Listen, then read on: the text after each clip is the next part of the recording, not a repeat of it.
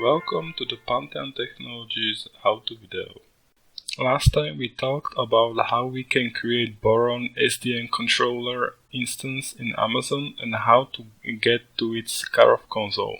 Today we will demonstrate how to use up and running Boron SDN controller in the cloud. For this purpose we will use the toaster example, which is distributed with Boron by default. Let's assume that we have already running Boron instance and we connect it to its Karov console.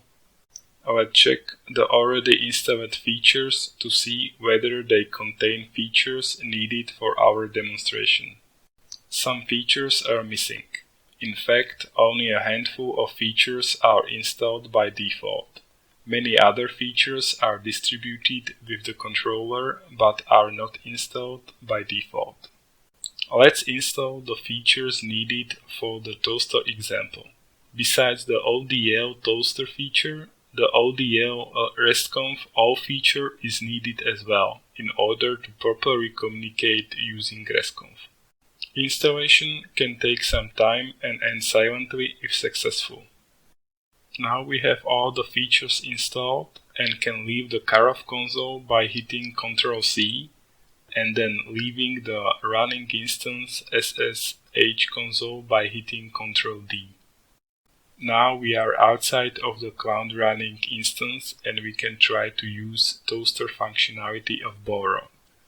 We try to insert data into the controller based on structures defined in the toaster example.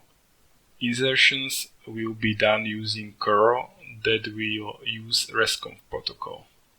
Insertion using curl is basically a put command.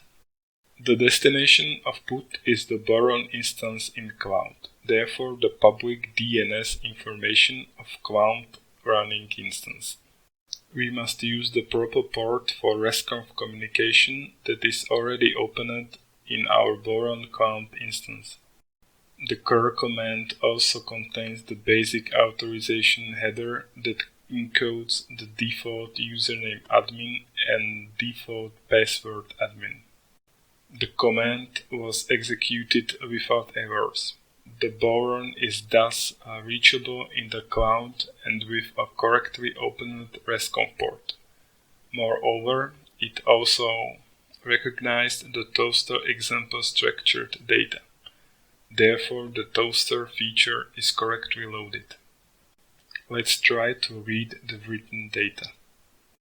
The data that should be written are correctly read back. This means that toaster functionality is also working correctly. To sum it up, the toaster functionality of Boron SDN controller is correctly installed and functional. Thank you for watching and have a nice day.